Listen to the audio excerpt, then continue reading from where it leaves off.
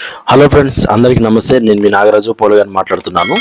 అయితే ఎవడ్రా నువ్వు, ఎనుమును నేను, నన్ను కాల్చితే కత్తవుతాను. ఇది పుష్ప సినిమాలోని ఏ బిడ్డ ఇది నా ఆట సాంగ్ లో లిరిక్స్ అని చెప్పి అల్లు అర్జున్ గారు ఇప్పుడు నిజంగానే కత్తిలా రికార్డులు మోకాలు చేస్తున్నారు. తాజాగా దేశంలో అత్యధిక పారదర్శకత తీసుకున్నట్టుగా అల్లు అర్జున్ గారు నిలిచారు.